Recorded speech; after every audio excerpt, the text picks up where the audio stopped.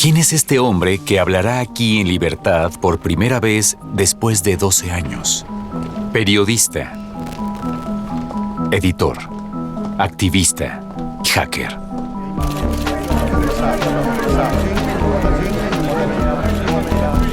Julian Assange, desde hace más de 20 años, hace todo lo posible por revelar la cara turbia del Estado, sin importar el precio.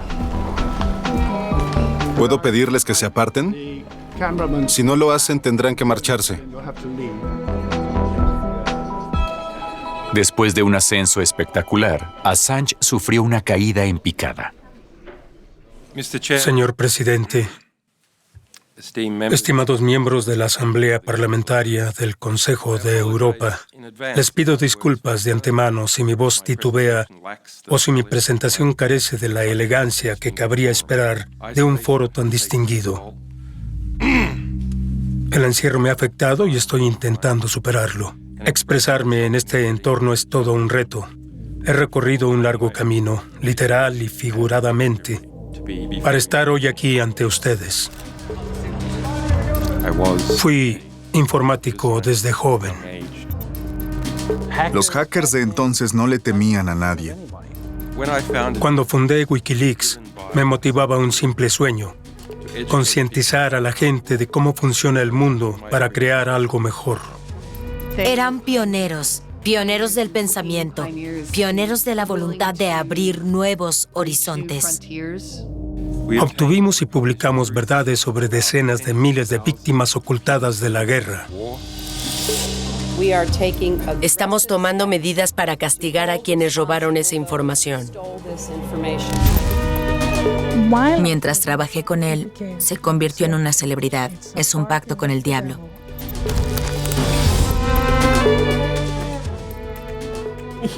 Estaba convencido de que lo iban a extraditar rápidamente a Estados Unidos.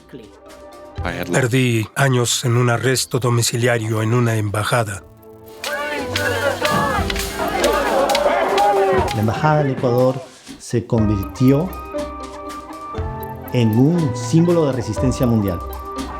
Estados Unidos debe reconocer que hay una caza de brujas contra Wikileaks. Por primera vez en la historia del Ecuador y tal vez del mundo, un presidente da el permiso para que una fuerza armada entre en una embajada para capturar a un asilado. Eso no hay precedente. Son condiciones atroces en una prisión terrible. Quiero ser muy claro. No estoy libre porque el sistema funcione. Estoy libre porque me declaré culpable de hacer periodismo.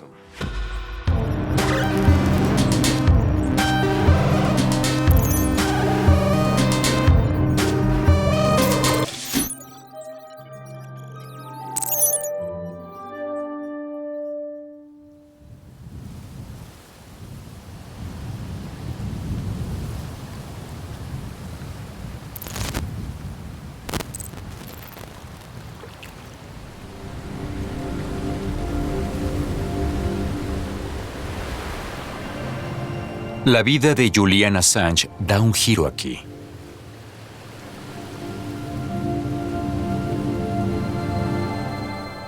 En Islandia, su organización empieza a dar de qué hablar por primera vez.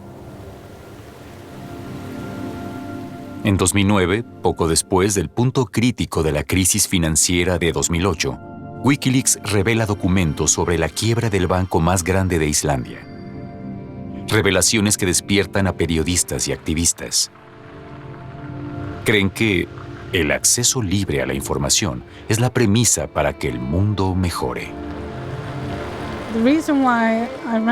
Renté este lugar porque temíamos que la CIA nos descubriera. No queríamos tener vecinos ni por encima ni por debajo de nosotros. Lo llamábamos el búnker.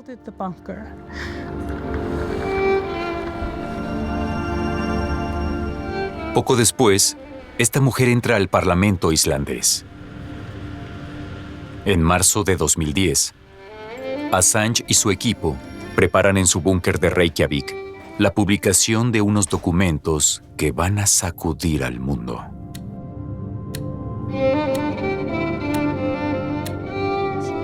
Vaya, no ha cambiado nada.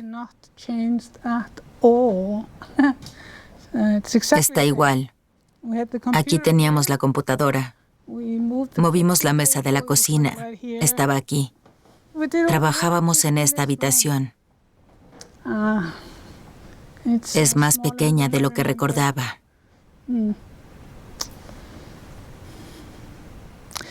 Sí.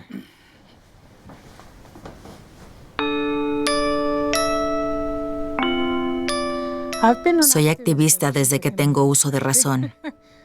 ¿Recuerdas el día en que conociste a Julian Assange? Les pidieron dar una conferencia en Islandia y me dijeron que hablara en el mismo evento con Daniel Domscheit-Berg, que era igual de importante en aquel momento. Daniel Domscheit-Berg es activista de la mayor agrupación de hackers de Alemania, el Chaos Computer Club. Entonces era también portavoz de Wikileaks. Me llamo Daniel. Colaboro con Wikileaks en Alemania. Este es Julian. Bueno, hay muchas organizaciones y personas que luchan por una causa justa que necesitan a veces un documento específico, pero no saben cómo conseguirlo. Y eso es en lo que tratamos de ayudar, defender la libertad de expresión, defender los derechos humanos y todo lo que implica el bien común. Nadie sabía quiénes eran. A mí me parecían un poco raros. Eran simplemente unos tipos cualquiera. Esos tipos raros sacuden al gobierno de Estados Unidos, revelando un documento secreto que se considera una de las pruebas más importantes sobre crímenes de guerra de Estados Unidos en Irak. Cuando me mostró el video, supe de inmediato que necesitaba ayuda. Por eso me ofrecí voluntaria.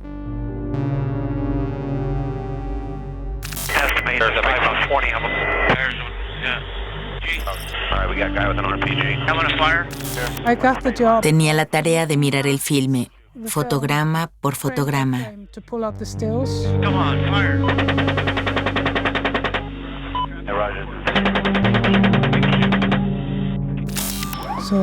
Así que estuve repasando el video una y otra vez, deteniéndome en cada fotograma. Fue simplemente horrible. Son imágenes de personas que están siendo asesinadas como si fuera un videojuego. Estábamos todos muy afectados. Fue muy duro. Era impactante verlo. Cómo hablaban los militares, los hombres de los helicópteros, etc. Y la indiferencia con la que destrozaban a esas personas. Y mientras revisaba las imágenes, empezamos a ver que en la camioneta que destrozaron había un padre con sus hijos. Roger, I've got one small child wounded, over. Damn. Oh well. Oh, it's their fault for bringing their kids to a battle. That's right. En aquella época casi no había redes sociales. La televisión era todo. En las pantallas se veían el 11 de septiembre, Afganistán y la guerra en Irak.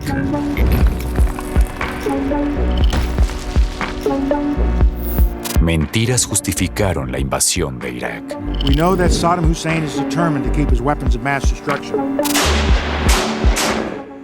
7 años después de esta afirmación, la guerra de la superpotencia se había estancado, pero continuaba a pesar de los escándalos. Cientos de miles de civiles muertos, 1 millón de desplazados. Estados Unidos, bajo George W. Bush, impone su visión de democracia y libertad. Mi papel era subir el video a YouTube. Mientras ellos viajaban a Estados Unidos para dar la conferencia de prensa. Este video nos muestra la realidad de la guerra moderna y no creo que se haya visto antes. La publicación del video también sacude al mundo mediático que pierde su monopolio de la información. El video se vuelve viral, sobre todo en una de las primeras redes sociales, Twitter. Las imágenes de asesinato colateral por @Wikileaks son terribles, uno de sus aportes más importantes y perturbadores. Una lección para los gobiernos, la transparencia viene de abajo. El video de @Wikileaks no se menciona en los medios convencionales de Estados Unidos. Increíble el video de @Wikileaks, a quien todo el mundo debería seguir. Es el primer triunfo de un misterioso desconocido. Julian with an A, Assange, A-S-S-A-N-G-E.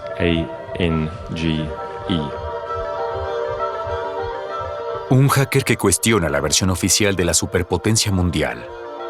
Un joven australiano que creció en una contracultura irreverente.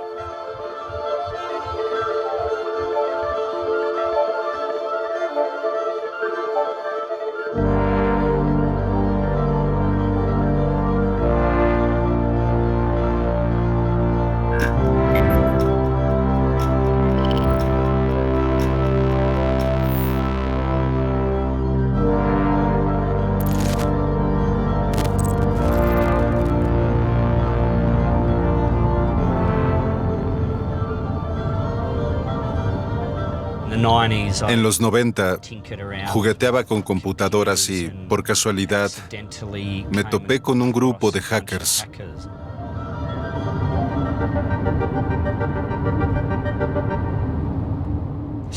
Donde está aquel puente en ese edificio, la Universidad de Melbourne tenía sus sistemas informáticos, a los que accedía gente como Assange.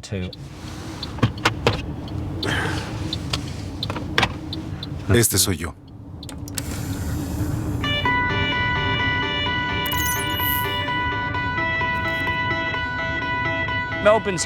Melbourne tiene una larga historia de subcultura rebelde. Es un lugar bastante progresista. Justo aquí arriba está el ayuntamiento de Northcote. Y ahí es donde se organizaban encuentros. Aficionados a la informática venían a intercambiar hardware, módems, memoria RAM.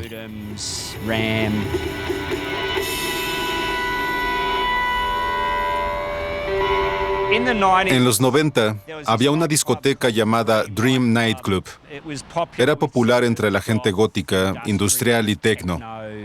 Assange solía ir. Era una figura bastante peculiar con su cabello claro y todo eso.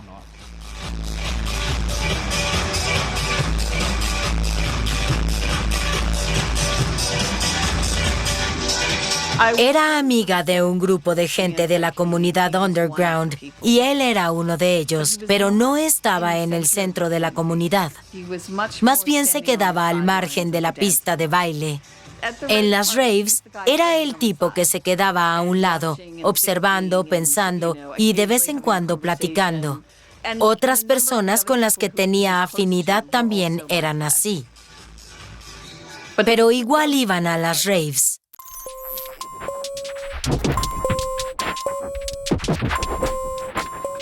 La comunidad de hackers estaba muy involucrada en la contracultura.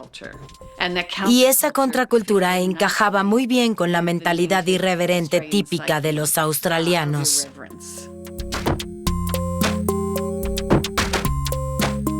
Tenían curiosidad y querían explorar, pero vivían muy lejos de todo porque Melbourne está aislada, está en el fin del mundo, era como vivir en la luna. Lo que hacían era usar las computadoras para acercarse al resto del mundo. En cierto sentido, era su forma de viajar, pero de manera electrónica.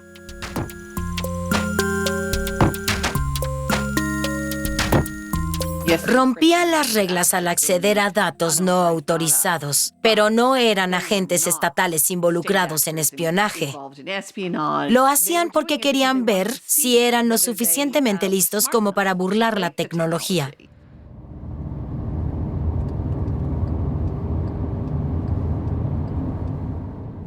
No creo que hubiera otro policía que supiera que alguien iba a hackear una computadora.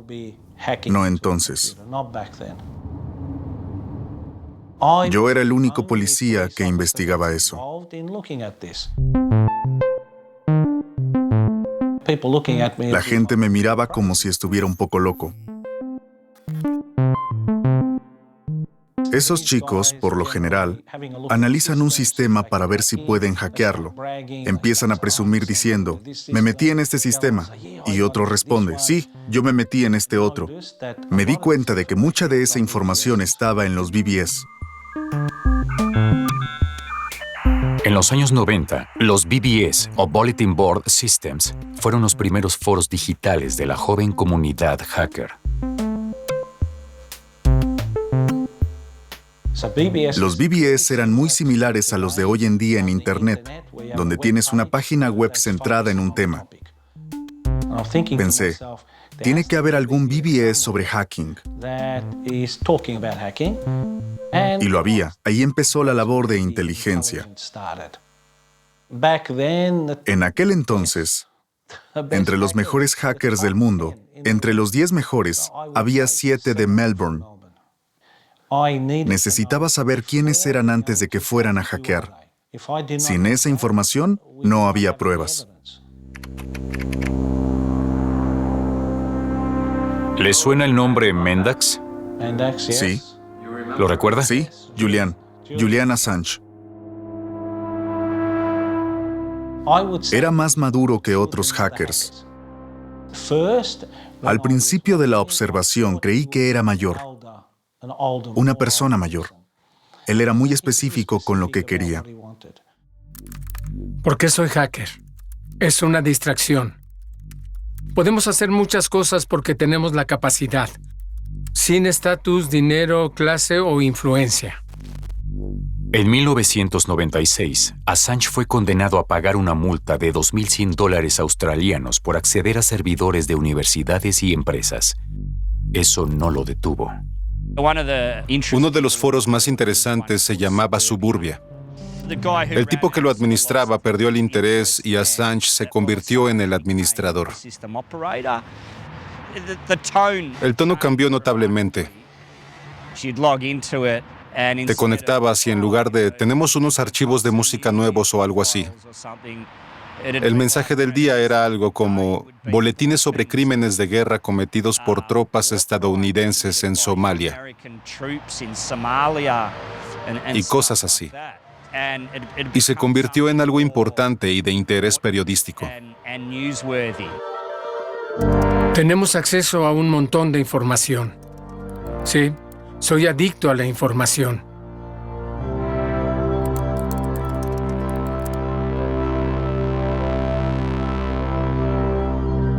Ya desde entonces le seduce el periodismo de investigación. Critica patrones de dominación y cuestiona las estructuras de poder.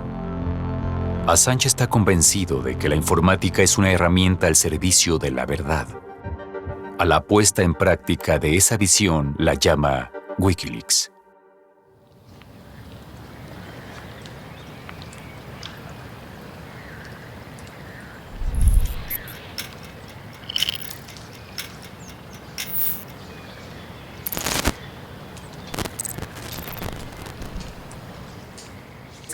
Trabajaba para El Espresso, la revista de noticias más importante de Italia.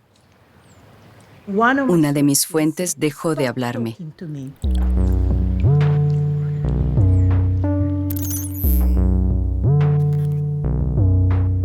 Estaba convencida de que la estaban espiando. Estaba convencida de que alguien escuchaba nuestras conversaciones telefónicas. Eso cambió mi vida profesional, porque fue la primera vez que me di cuenta de que necesitaba proteger mejor a mis fuentes. Estudié matemáticas. Tenía conocimientos teóricos sobre criptografía. La criptografía es una rama de las matemáticas que te permite proteger tus comunicaciones para que no sean accesibles de inmediato para cualquiera. Así que mi idea fue, si aprendo a usar la criptografía, tendré una mejor protección para mis fuentes. Una de mis fuentes me dijo, deberías echarle un vistazo a ese grupo de lunáticos. La única organización mediática que usaba la criptografía de manera sistemática para proteger a sus fuentes no era The Guardian ni The New York Times. Era una organización diminuta, casi desconocida, fundada por Julian Assange, y esa organización era Wikileaks.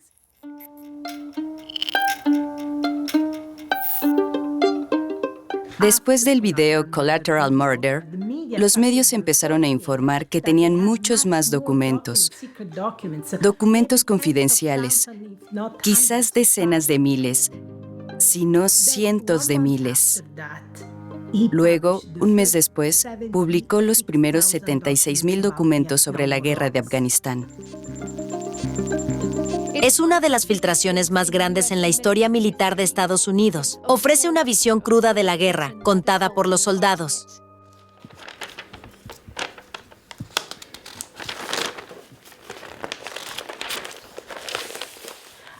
Todavía recuerdo lo emocionante que fue cuando pude acceder a esos documentos, porque por primera vez pudimos enterarnos de lo que realmente estaba pasando en el campo de batalla, tal como lo contaban los soldados. Fue un regalo tener la oportunidad de leer lo que estaba pasando en una guerra, no 50 años después, cuando ya solo interesa a los historiadores, sino cuando está en pleno desarrollo. Para Assange, esa información clasificada debe publicarse en interés de los afganos y del derecho a la información. La secretaria de Estado, Hillary Clinton, ve en ello un ataque a la seguridad nacional de Estados Unidos. Estados Unidos condena enérgicamente la divulgación ilegal de información clasificada. Quiero que sepan que estamos tomando medidas contundentes para castigar a quienes robaron esa información.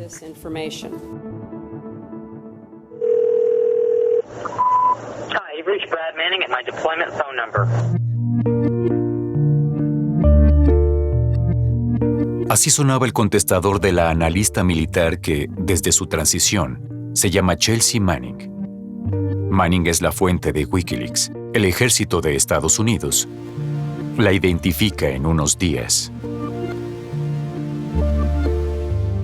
Su arresto es un acto simbólico. Unos ven a Manning como una amenaza, otros como una heroína. Personas individuales pueden cuestionar el orden establecido revelando datos sensibles. Creíamos que, al publicar eso, podríamos evitar otras guerras, que algunos de los responsables de actos criminales serían llevados ante la justicia. Pero al final, la única persona castigada fue quien informó, Chelsea Manning. No existiría Wikileaks si alguien no hubiera hecho lo más peligroso, denunciar la tiranía y la opresión. La historia no debería girar en torno a una sola persona. Wikileaks, el proyecto, nunca se trató de una sola persona. Se trató de muchas personas que lo arriesgaron todo.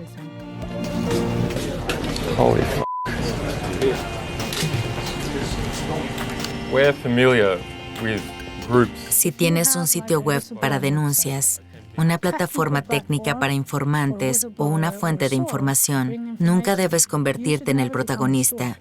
Si te conviertes en la noticia, entonces no estás prestando el servicio.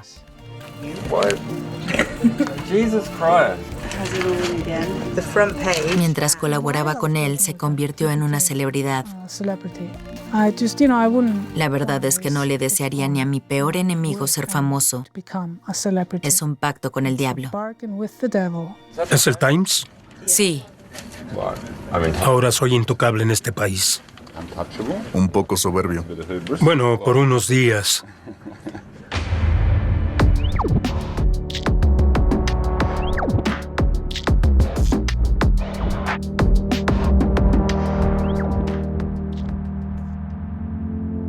Assange da la cara. Desde su punto de vista, es la mejor protección para el grupo. Suecia, agosto de 2010. Julian Assange participa en una conferencia que está siendo grabada. Acusa al Pentágono de querer acabar con él. Solo la semana pasada, el Pentágono dedicó 25 minutos a presentar una serie de exigencias a esta organización. Una de ellas consistía en la destrucción de nuestros archivos de información clasificada. Si no accedíamos, nos obligarían a hacerlo. Al preguntarle mediante qué mecanismo o con qué poder podía ejercer dicha coerción, el Pentágono respondió que se trataba del Departamento de Defensa y que cuestiones legales no eran de su incumbencia. ¿Estás a salvo en Suecia? El tiempo lo dirá.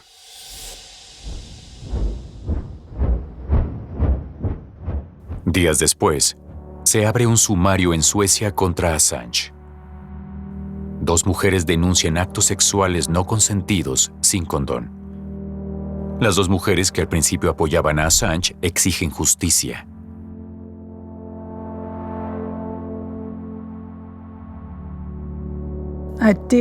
Intenté organizar una reunión con los responsables de Wikileaks cuando ocurrió lo de Suecia. Y ahí se acabó todo. Así que dejé la organización poco después. Wikileaks dice que las acusaciones son parte de una campaña de desprestigio. Las mujeres involucradas tuvieron que lidiar con un montón de hostilidad.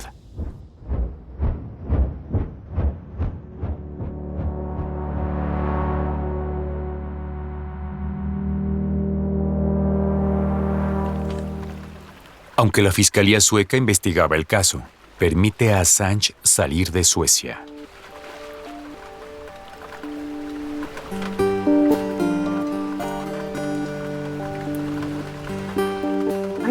Recuerdo que decidimos vernos. Llegó directamente de Estocolmo. No llevaba equipaje, excepto una bolsa de plástico con una camiseta y un cepillo de dientes. Me dijo que eso era todo lo que le habían dado en el aeropuerto. Su equipaje se había perdido. Me contó que llevaba 3 computadoras encriptadas en su equipaje. Nunca se supo dónde terminaron.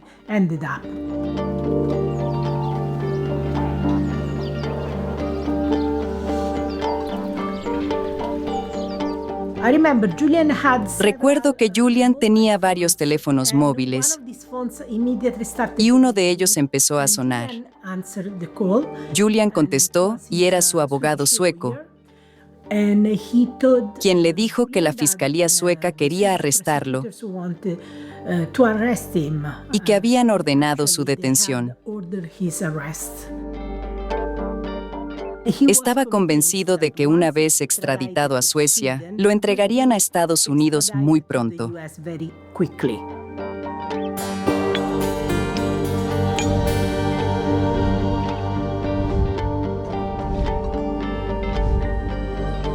Diciembre de 2010. El caso de Suecia se complica. En Londres, Julian Assange se entera de que hay una orden de búsqueda de Interpol relacionada con las acusaciones de Suecia. Se entrega a la policía.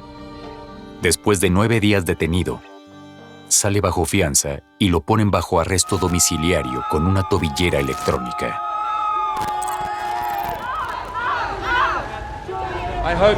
Espero continuar con mi trabajo y defendiendo mi inocencia. Gracias.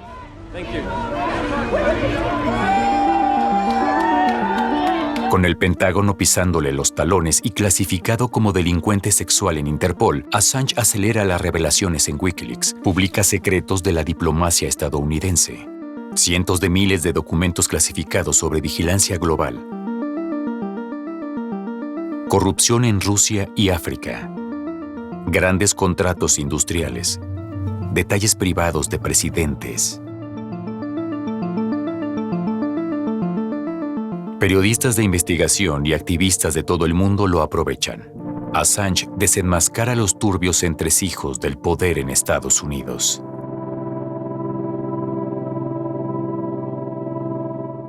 Cuando yo conocí a Julián ya estaba esas dos fuerzas, aquellas que lo reivindicaban como un héroe, pero aquellas también que lo trataban de convertir en un villano.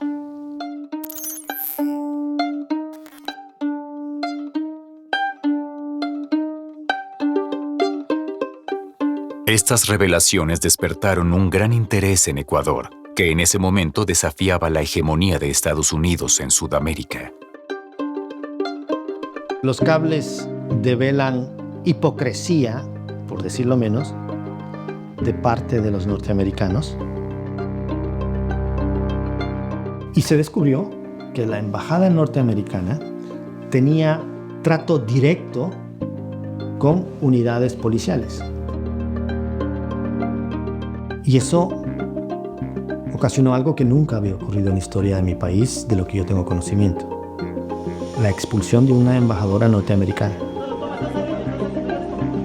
Ha sido un honor tremendo representar a Estados Unidos aquí y a mi presidente Barack Obama.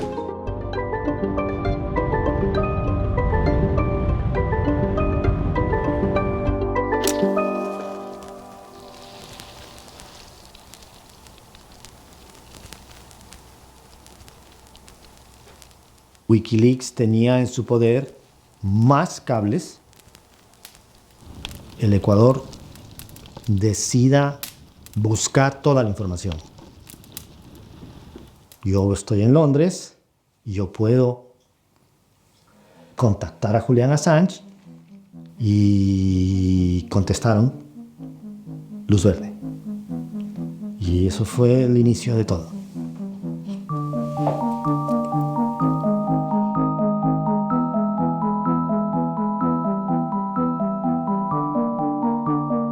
Julián estaba con libertad restringida o prisión domiciliaria en una casa de campo. Yo llegué muy entusiasmado a esta reunión y fue un día muy bonito para mí en lo personal.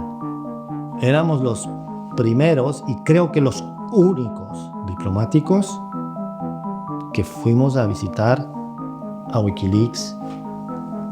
Para mí eso fue una señal.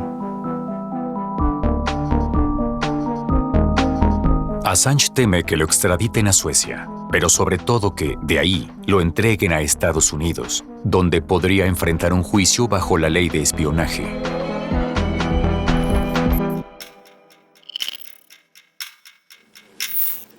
Me contactó Estela Morris, la abogada de Julián y su futura esposa muchos años después. Me preguntó: Fidel, ¿tú crees que Ecuador estaría dispuesto a otorgar asilo político a Julian Assange? Y me sorprendí, claro, pero también me puse contento.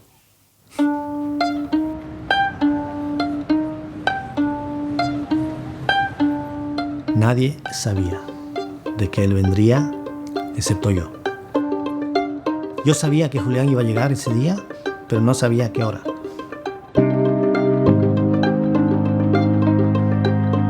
Me llaman de la embajada. Ven inmediatamente. Digo, ¿qué sucede? Ven inmediatamente. Yo ya sabía que Julián llegó. Era sorprendente porque el que estaba muy nervioso era yo. Se informó a Quito, se informó a los británicos, se hizo público y se desató un pandemonio.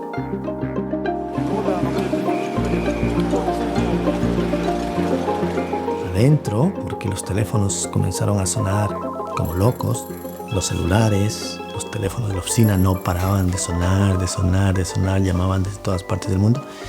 Y afuera estaba ya lleno de cámaras.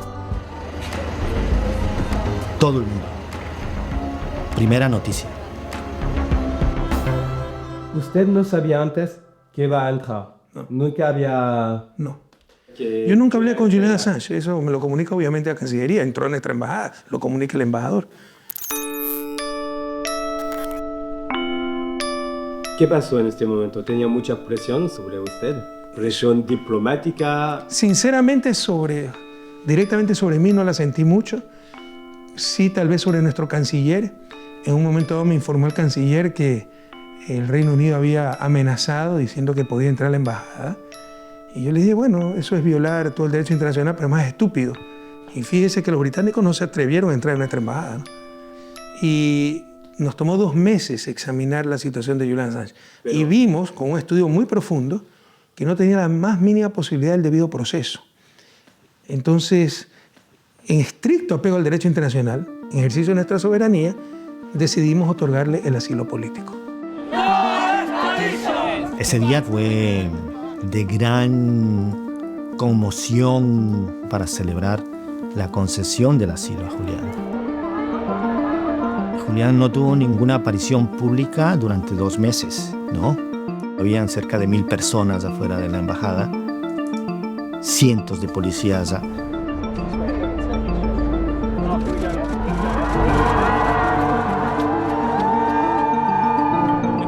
Si el Reino Unido respetó las convenciones de Viena, fue porque el mundo estaba observando.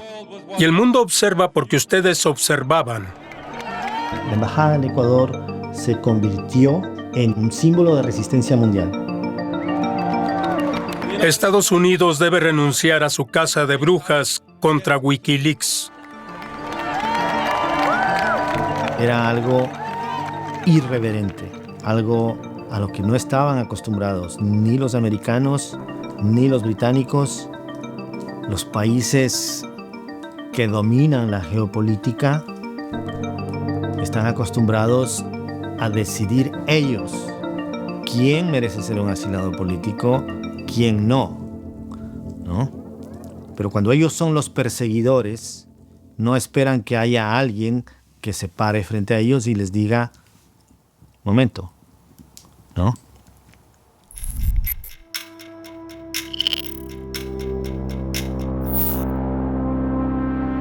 Tres años después del Chelsea Manning, aparece un nuevo informante estadounidense, Edward Snowden. Es un analista que trabaja para la CIA y la NSA, la poderosa agencia estadounidense encargada de vigilar todo tipo de comunicaciones. Los documentos revelan la vigilancia global de Internet, los celulares y todas las formas de comunicación por parte de los servicios de inteligencia de Estados Unidos. Snowden se convierte en el hombre más buscado de Estados Unidos. Se esconde en Hong Kong durante más de 2 semanas.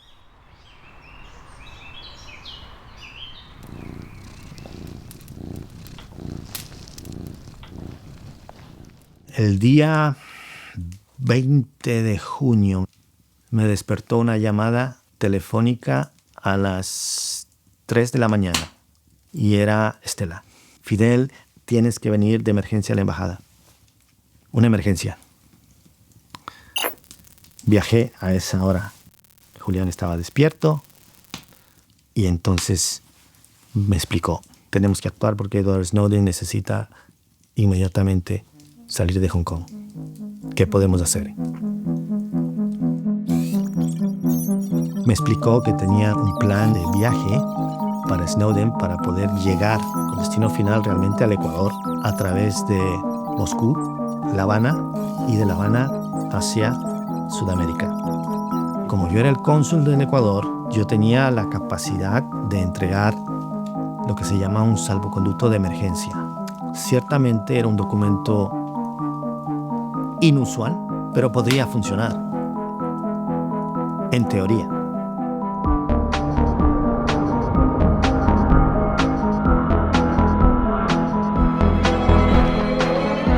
Wikileaks ayudó al señor Snowden a obtener asilo político en un país democrático, con documentos de viaje y una salida segura de Hong Kong. Cuando Julián hace público que hay un documento, nadie entiende. El presidente Correa no lo sabe, la embajadora no lo sabe, nadie sabe.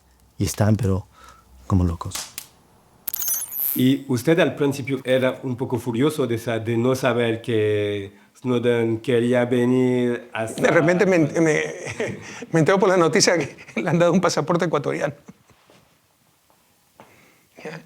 Entonces sí, por supuesto que me enojé, ¿no? Pero la respuesta del cónsul me desarmó. Me recordó el caso de un cónsul ecuatoriano en la Segunda Guerra Mundial que se jugó la vida para darle pasaporte a los judíos. Y dijo, esta es la tradición de nuestro país, presidente. Esto es lo correcto. Entonces me dejó sin palabras, ¿no? Yo mismo viajé a Moscú con el original del documento. Intentó usar mi documento, pero no se lo permitieron. Y ya una vez en Moscú, él se quedó atrapado. Mi interpretación muy personal es de que Rusia no le permitió viajar a él porque sentía que tenerlo en Rusia era una ventaja en su disputa geopolítica con los Estados Unidos. Fue víctima de la disputa geopolítica.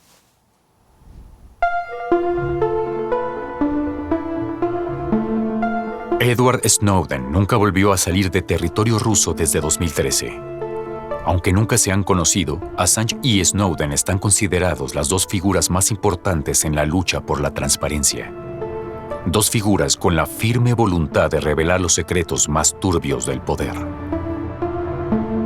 Debo reconocerte que la primera vez que fui a la embajada, yo pensé que el caso se solucionaría en meses, a lo mejor en un año. Y ciertamente, finalmente, ese caso se convirtió prácticamente en mi vida profesional.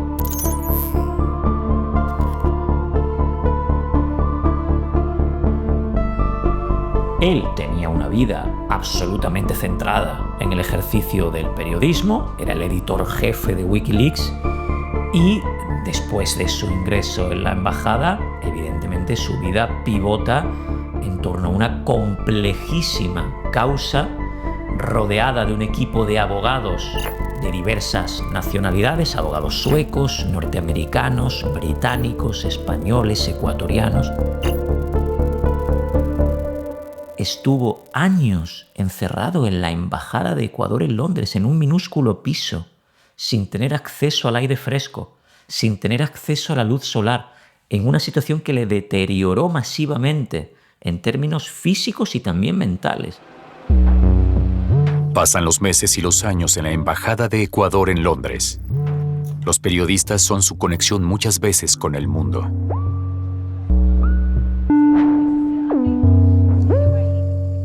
Julian Assange, bonjour. Bonjour. Cambiaste. Está siendo un periodo difícil para mí y para mi familia. Por otro lado, mi trabajo continúa. Supimos que creció viviendo con mucha libertad, disfrutando la naturaleza. Mi infancia fue como la de Tom Sawyer.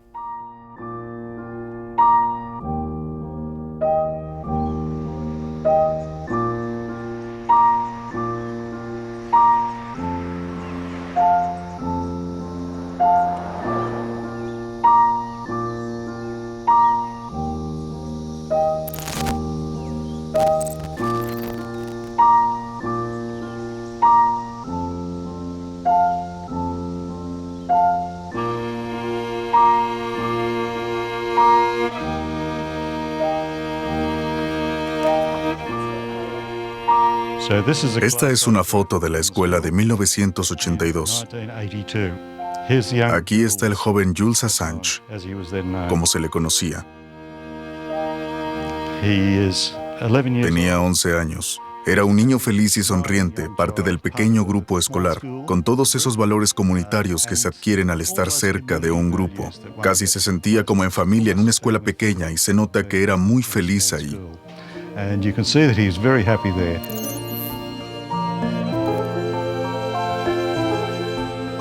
Fui maestro durante más de 10 años en esta zona y recuerdo de esa época a muchos jóvenes que tenían la misma visión de la vida que se refleja en los escritos sobre Julian Assange, en algunas de sus propias palabras e incluso en su trayectoria posterior.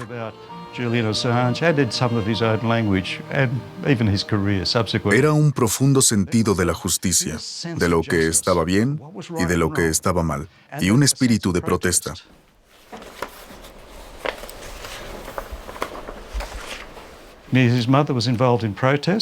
Su madre participaba en protestas. Él veía protestas a su alrededor. Por ejemplo, las protestas de Terania Creek de 1979 son legendarias en toda Australia. Fue el comienzo del movimiento ecologista. La protesta giraba en torno a la tala de un bosque virgen. Los ecologistas de la zona se unieron para impedirlo. Los políticos se dieron cuenta de que la represión policial no iba a acabar con la protesta, así que modificaron las leyes. Ese es el contexto en el que Julian y su familia vivían en Lismore.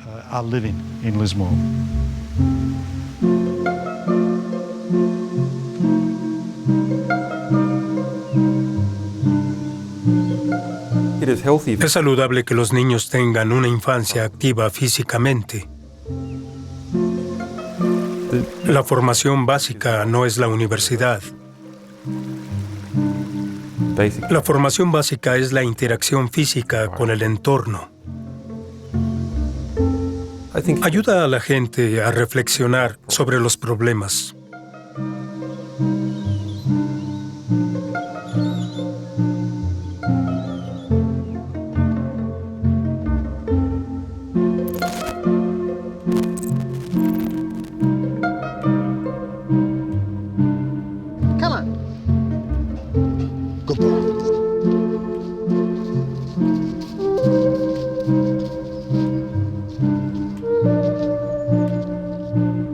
Cuando uno tiene la oportunidad de estar en contacto con un poco de naturaleza, siempre reflexiona y piensa, ¿cómo será estar fuera de todo contacto con la naturaleza durante 7 años? Los primeros meses dijo, estoy en una nave espacial.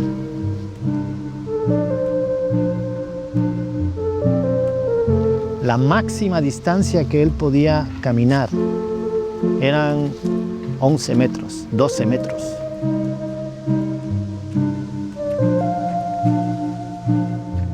Y pocas personas dimensionan cuán duro puede ser eso. Cuando uno escucha una embajada, piensa que ya es un lugar lujoso, pero para el caso de la Embajada del Ecuador,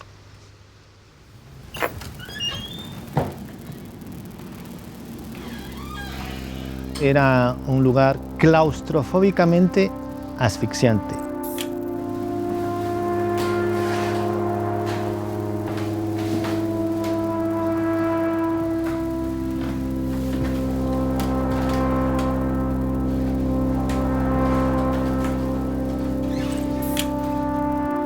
Dentro de la embajada, Julian Assange tenía, para su uso personal y privado,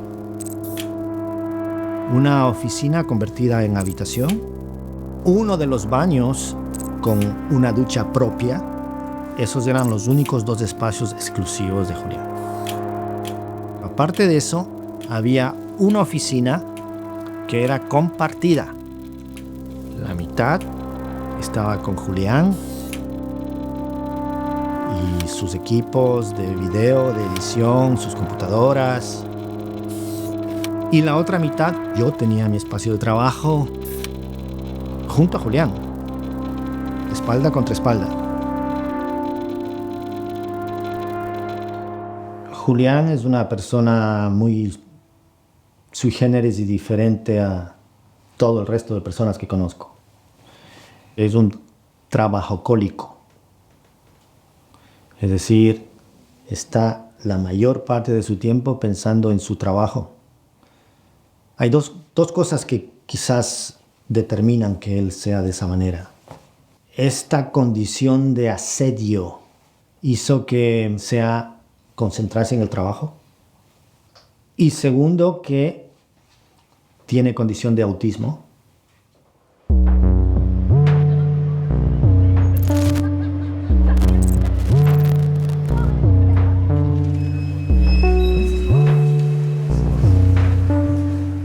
Las personas neurodivergentes tienen una atención clara, centrada en lo que quieren lograr, en lo que consideran importante. Y tal vez hayan dedicado mucho tiempo a reflexionar sobre el razonamiento detrás de ello, analizándolo con detenimiento y profundidad. Por eso se frustran cuando quienes los rodean solo se fijan en la superficie y no comprenden el significado profundo.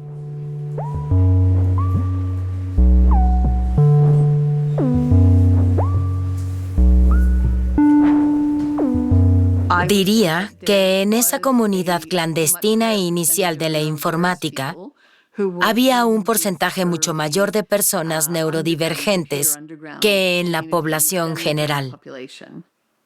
Mucha gente las consideraba raras, pero a mí me parecían de lo más normal.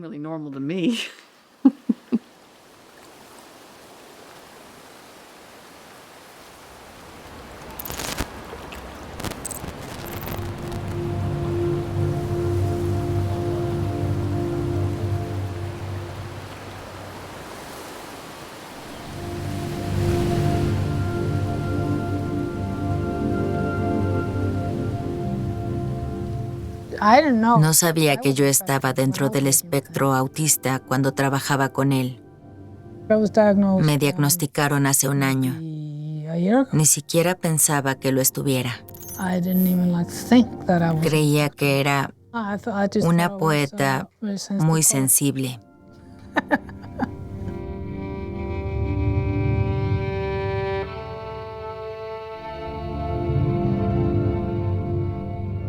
Es muy difícil, pero también estoy muy agradecida de que me haya hecho como soy. Soy hipersensible. Siempre me preocupó la visión general y una de las razones por las que me gustaba Wikileaks era porque era un proyecto con visión global.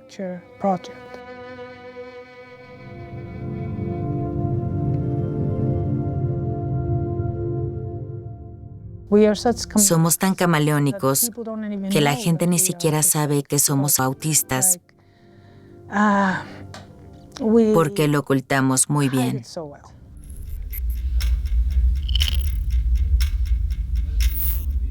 Lleva 1952 días aquí en la embajada. ¿Cómo se siente? La gente se hace esa pregunta, pero la respuesta es siempre la misma. ¿Estoy indignado por la situación? Por supuesto. ¿Hay que pagar un precio por lo que uno cree? Por supuesto.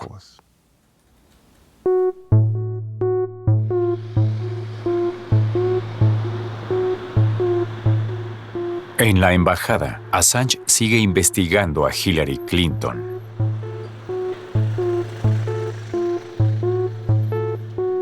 Correos de Hillary Clinton revelan intentos de ofrecer recompensa por Wikileaks. Correos de Hillary Clinton revelan intento de silenciar la historia sobre Wikileaks y Turquía. Correos de Hillary Clinton revelan cómo el Departamento de Estado influyó en la cobertura mediática sobre Wikileaks. Hillary gestionó préstamo de $850 millones para que sus amigos construyeran la térmica de carbón más grande del mundo.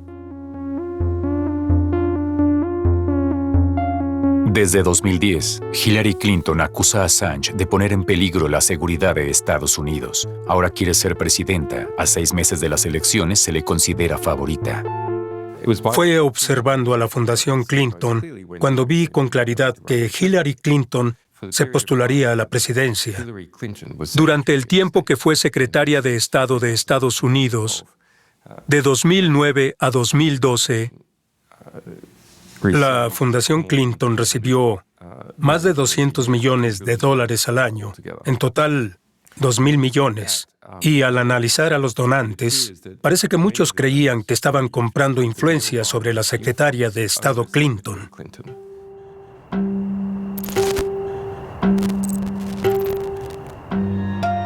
Julio de 2016. Wikileaks publica más de 40.000 correos electrónicos del Comité Nacional Demócrata, entre ellos correspondencia personal de Hillary Clinton. En ellos se leen acuerdos secretos entre demócratas. Las fallas de seguridad en el sistema informático de la candidata presidencial son noticia en todo el mundo. Los servicios de inteligencia de Estados Unidos investigan. Su conclusión, un ataque exterior que se atribuye a la inteligencia rusa.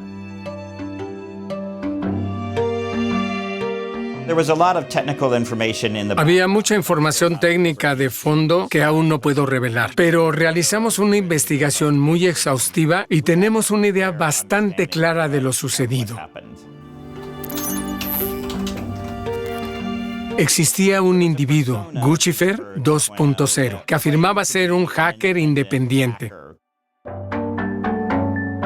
Encontré algo parecido a un expediente sobre Hillary Clinton en el servidor. Es una carpeta que te llamará la atención. Te gustará. Siempre hemos partido de la premisa de que no era un individuo, sino un grupo de agentes de los servicios de inteligencia rusos. Hay muchas incógnitas sobre hasta qué punto Assange era consciente de lo que hacían los rusos. Si tienen algo sobre Hillary, lo queremos en los próximos 2 días. Se acerca la convención demócrata. De acuerdo. Voy a ver. ¿Estás seguro de que todo el material que publicó Wikileaks en ese momento provenía de la inteligencia rusa? Sospecho que en gran parte sí, pero no lo sé con certeza. También podría haber habido otras fuentes. Creo que los rusos le proporcionaron información. Puede que ni siquiera supiera lo que estaba recibiendo. La inteligencia rusa podría haberlo utilizado. Conociendo sus antecedentes, sus inclinaciones políticas y su historial, sin duda, lo vieron como un activo útil para difundir parte de esa información de una manera que esperaban le otorgaría mayor credibilidad.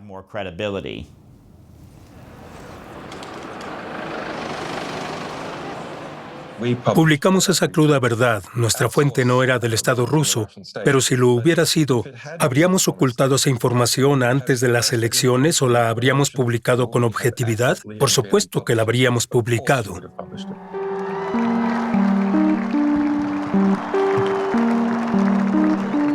I, Donald John Trump, do solemnly swear. I, Donald John Trump. Donald Trump era el presidente y Protect and defend. coincide con algo que es muy importante, de lo cual poco se habla.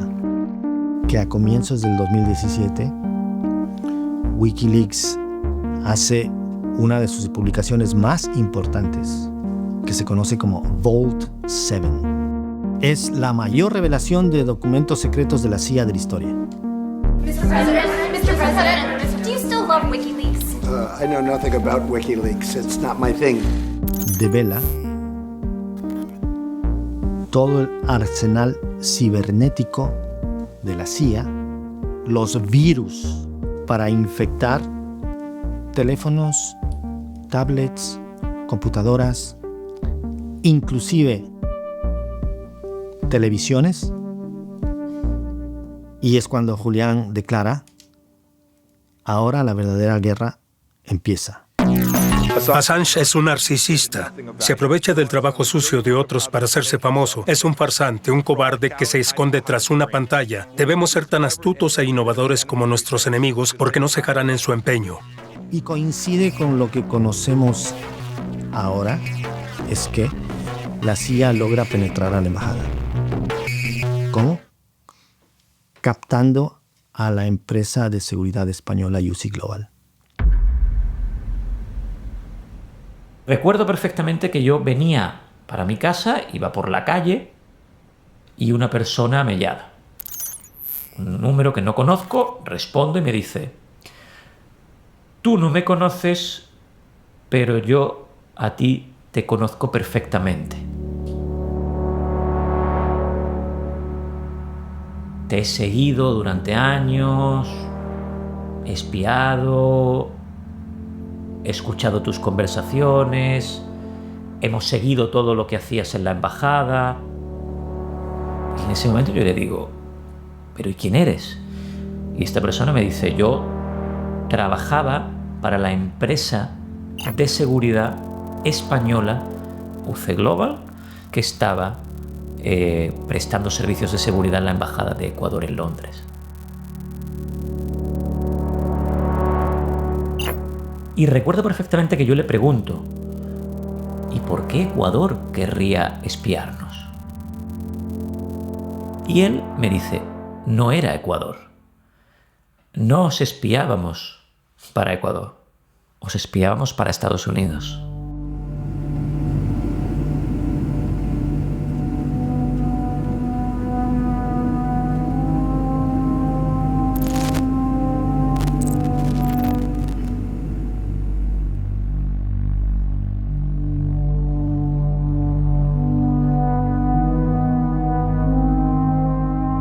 Esta historia la quiero contar porque se abusó de una persona que contó una verdad. ¿Cómo podemos presentarte? ¿Quién eres? ¿Cómo podemos enfocarlo? Yo estuve en la compañía, si no me equivoco, 5 o 6 años y participaba en ese análisis tan intenso de Julian Assange, de su vida, de sus día a día, de sus estados de ánimo, si estaba feliz, si estaba triste, quién lo visitaba, qué emoción tenía cuando visitaba a alguien. Tenemos una fiesta del canciller. Aquí está Julian. Y tú estabas el testigo de un abuso. Exacto, y participante. Se llegó a hablar de un tema de envenenamiento.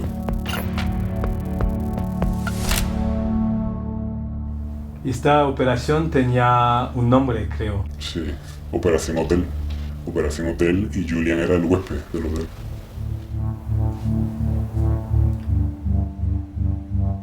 Hay un momento en el que cambió todo, no solo la Operación Hotel, sino la compañía. Se empieza a escuchar mucho, pues, los amigos americanos.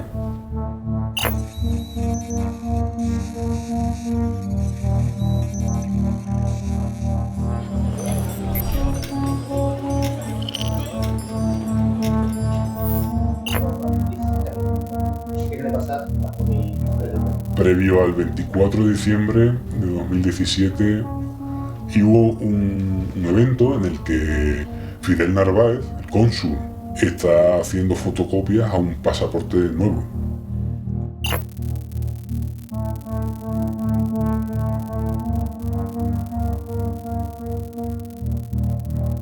Y nos damos cuenta de que ese pasaporte pertenece a Julian Assange.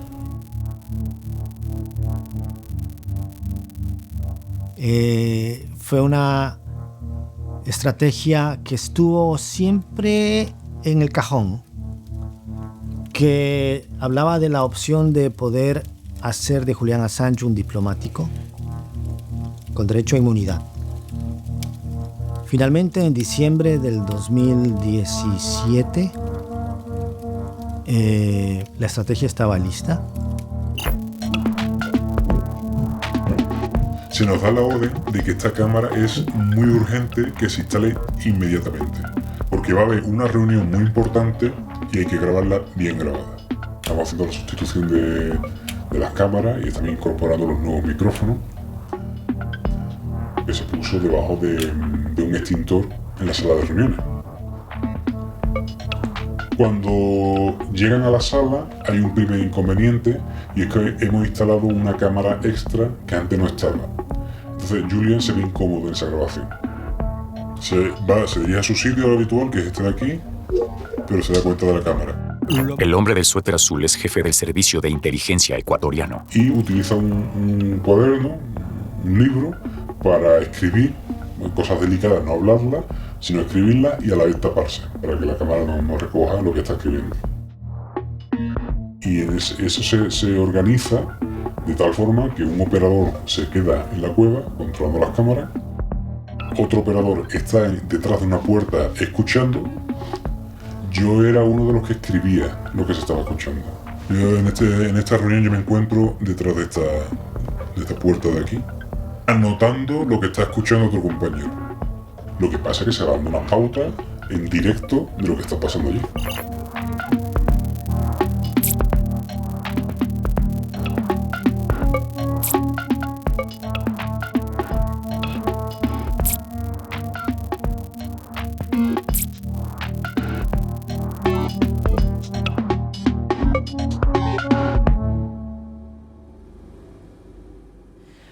Pocos días después, la ministra de Relaciones Exteriores de Ecuador llama y dice que el embajador de Estados Unidos y la embajadora británica han ido a su despacho y le han dicho que saben que Julian Assange va a dejar la embajada de Ecuador en Londres con un pasaporte diplomático y que no lo van a aceptar. ¿Esto qué implica? Que evidentemente las autoridades judiciales de Estados Unidos estaban informadas a través de las agencias de inteligencia de lo que pasaba dentro de la embajada y sabían desde el 21 de diciembre de 2017 que recibieron esa grabación que Julian iba a dejar la embajada y emitieron la orden de detención para que no pudiera salir con el pasaporte diplomático. Llegó un punto en el que veía que yo había hecho algo malo y tenía de alguna forma que repararlo. El punto que para mí fue el límite fue el bebé. A puerta cerrada, en la Embajada de Ecuador en Londres, Julian Assange y Stella Morris habían tenido 2 hijos. Ahí está el bebé. Se descubrió con un actor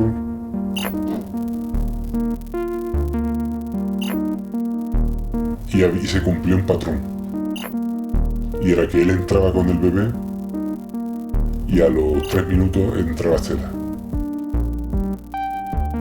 Claro, hay un momento en el que todo es muy evidente, pero se necesita algo que concrete y algo que haga fehaciente que se trata del hijo de Stella y muy probablemente del hijo de Julian. ¿Qué interés hay en un bebé que tiene 3 meses, 5 o 6 meses de vida? Que es ridículo. Es ridículo que se pida la identidad del bebé o la relación del bebé. Esta misión llega a un punto en el que yo lo hablo con la madre. Yo tengo la posibilidad de comentarle a Stella Morris que quiero hablar con ella, que quiero hablar fuera de la embajada, porque la embajada está empezando a tener micrófono.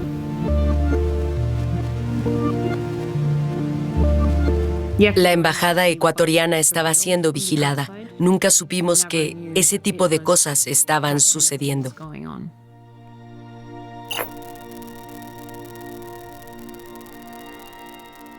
Fue aterrador.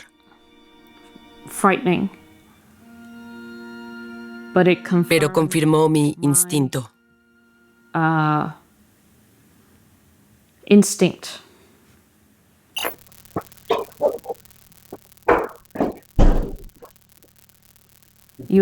Instintivamente sientes cuando estás en peligro. Cuando existe una especie de relación depredador-presa. Y así se sentía dentro de la embajada. Julian era la presa y yo, por extensión, también. Y estaban ocurriendo cosas siniestras. No sabíamos qué tipo de cosas eran. No sabíamos dónde estaban los límites y hacia el final, sin duda, parecía que no había límites y que cualquier cosa podía pasar en la embajada.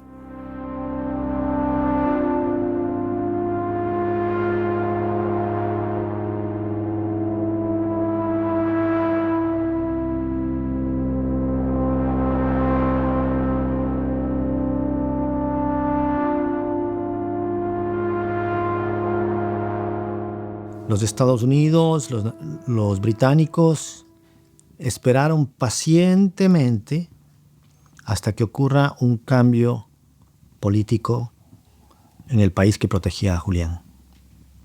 Y eso fue lo que sucedió.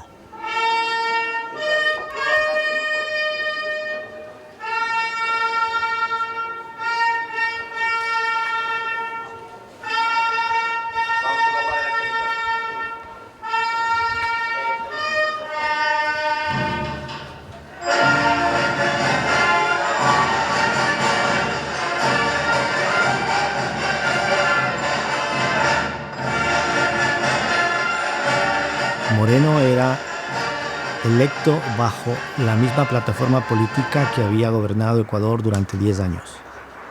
El próximo año estará en marcha el nuevo sistema de emisión de pasaporte biométrico y cédula electrónica. Bienvenidos al futuro.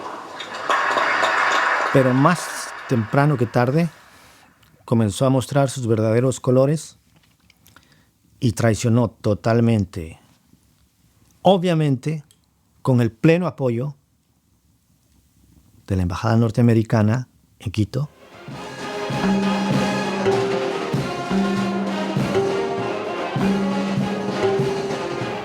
A partir de 2018 empieza la desprotección, empieza el hostigamiento y toda la estrategia para entregarlo a sus perseguidores.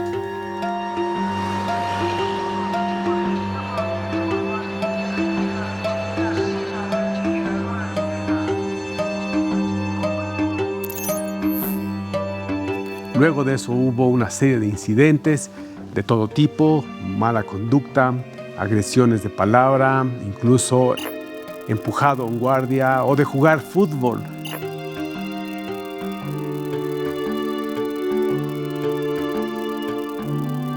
Una larga serie de una conducta que no podía ser tolerada también por el Estado ecuatoriano, como ningún país se lo hubiera tolerado a él.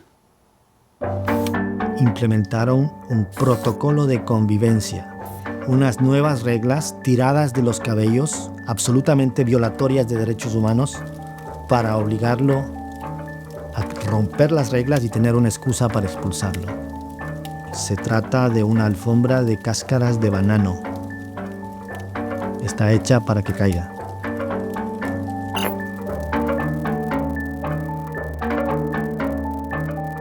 Lamentablemente el señor Assange no quiso responsablemente respetar este protocolo de convivencia. Fue que el Ecuador tomó esta decisión cuando ya no se podía sostener el tema, como les comento, dentro de nuestra misión diplomática.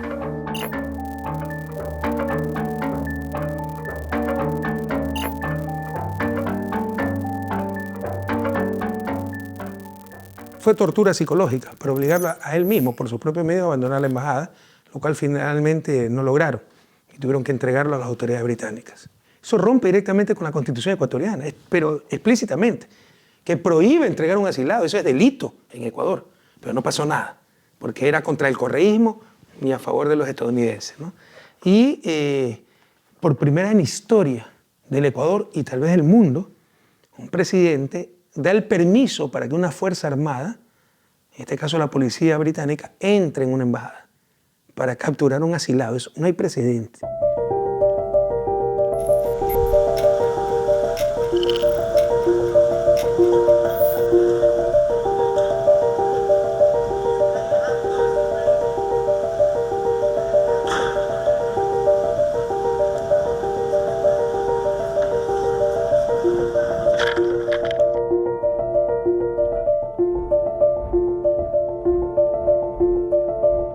Nadie se hubiera imaginado hace 7 años esa imagen de un Assange espeluznantemente pálido, abandonado por muchos de sus seguidores, cuando desde su balcón retó a Estados Unidos.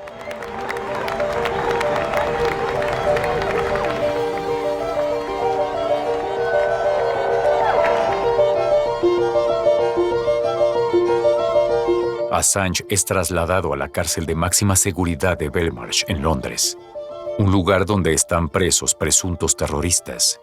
Eso tiene un carácter simbólico. Estados Unidos lo acusa de espionaje. Si lo extraditan al fundador de Wikileaks, le esperan 175 años de cárcel. Es el inicio de un nuevo litigio.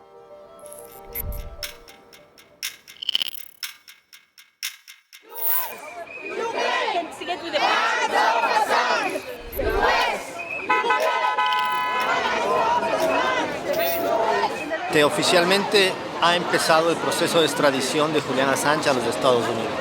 Y creo que hay un poco de rabia, ¿no? Porque es algo injusto. No deberíamos estar aquí. Por haber filtrado a Wikileaks documentos secretos, Chelsea Manning pasó 7 años en la cárcel en Estados Unidos antes de ser indultada. En 2019, Manning se negó a declarar contra Assange. Por eso volvió a ser encarcelada por 1 año. Intentó suicidarse por 3.ª vez. En Suecia, la Fiscalía archiva el proceso contra Julian Assange más de 10 años después de los hechos. Las acusaciones nunca se resolverán en los tribunales, pero siguen asociadas al caso Assange hasta hoy.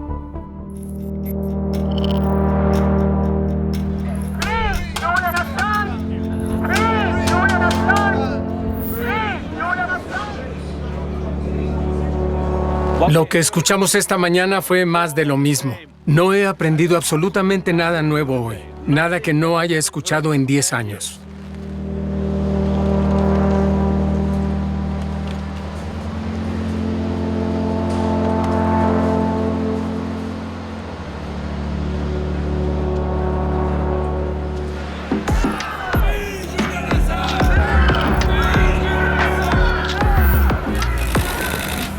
En esta audiencia, muchos creen que su liberación está próxima. El juez detuvo la extradición.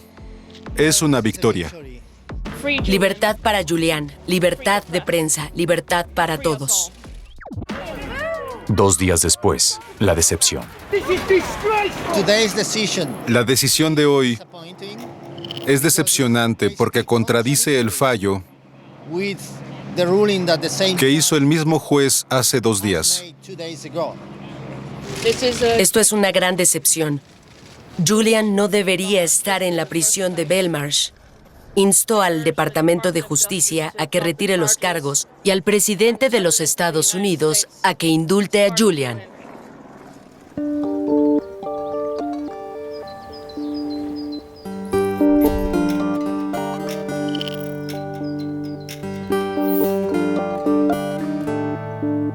El relator de la ONU contra la tortura le visitó con 2 médicos y emitieron un informe alarmante diciendo que su situación era de una extrema gravedad, que podría morir en prisión.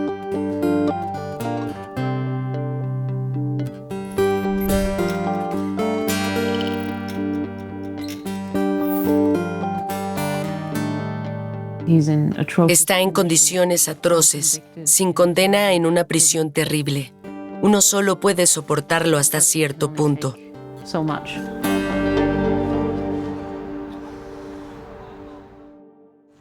Es miércoles 19 de junio. Se cumplen exactamente 12 años desde que Julian entró en la Embajada de Ecuador. Y 12 años después, lo visito en una prisión de alta seguridad. Pero estoy segura de que esta etapa de nuestras vidas ha llegado a su fin. Si están viendo esto, significa que ya salió. Pues recuerdo que era el día 24 y recibo una llamada de Estela. Estela me llama y me dice: Julian acaba de ser liberado. Y aquel día lloré. Poco después hablo con él por mensajes, está ya embarcando en el avión. Y bueno, para mí fue uno de los momentos más importantes de mi vida, sin ningún género de dudas. Bajo el más estricto secreto, Julian Assange sale de territorio británico en un avión privado. Su destino, un rincón de Estados Unidos en el Pacífico, las Islas Marianas. Aquí, de camino a Australia, se encuentra con la justicia estadounidense para firmar su declaración de culpabilidad.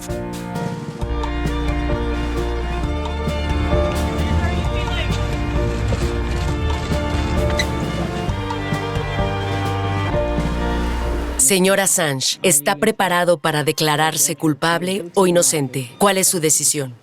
Culpable de informar. Con esta declaración podrá salir de este tribunal en libertad. Señor Assange, le deseamos un feliz cumpleaños por adelantado. Entiendo que su cumpleaños es la semana entrante.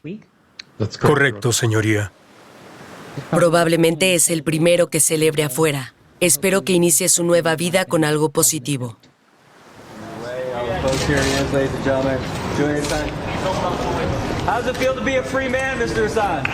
Congratulations! How do you feel about the sentence, sir? Anything about the sentence? How do you feel about the sentence? Anything about the body of Julian Assange? The body of Julian Assange. The body of Julian Assange. Desde la perspectiva del gobierno estadounidense, después de que Assange y otros pasaran tanto tiempo en la embajada ecuatoriana, probablemente ya no se le percibía como un problema del mismo nivel. Pero sospecho que gran parte de esto tuvo que ver con el deseo de evitar un juicio público prolongado. Se habrían planteado muchas preguntas. Una defensa activa y enérgica de Assange habría revelado información adicional que el gobierno estadounidense quizás no hubiera querido que se hiciera pública. Todo eso pudo haber influido en la decisión.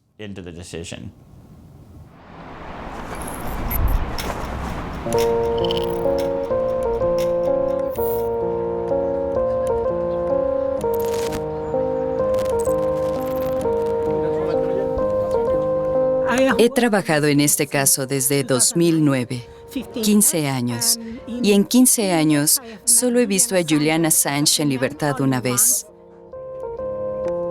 Así que esta es la primera vez que lo veo caminar como un hombre libre. Me cuesta expresar la emoción que siento.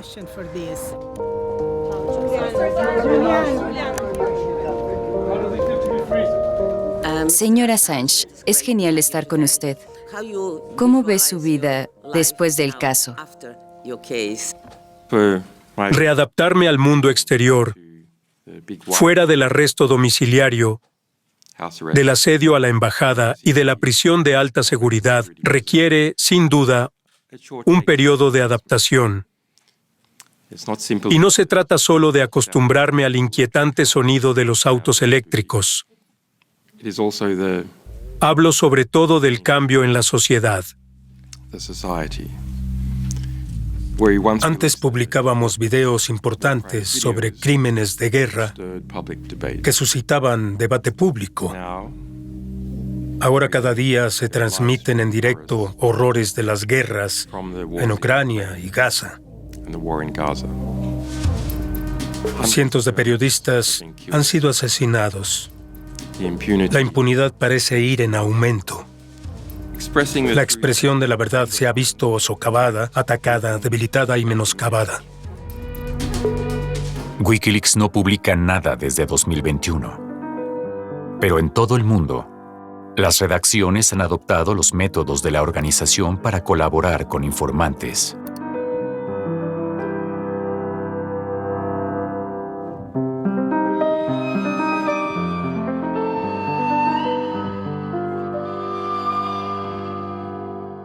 La moral de esta historia es que si quieres oponerte al status quo imperante, hay un precio para pagar. Julian Assange ha pagado un precio muy alto. Y quienes hemos defendido a Julian también pagamos un precio.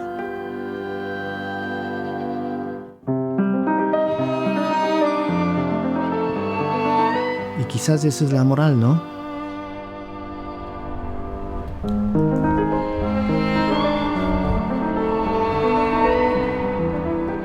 Tenemos que aprender de los errores de Wikileaks. El principal error fue concentrarlo en una sola persona.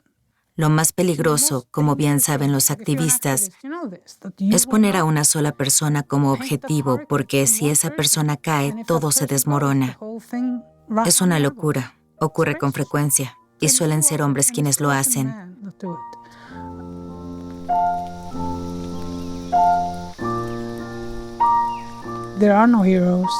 No hay héroes. Tendremos que encontrar la manera de salvarnos colectivamente.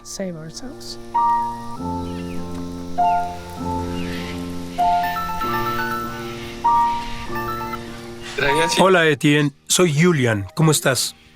Bien. ¿Y tú? Adaptándome y viendo qué pasa en el mundo.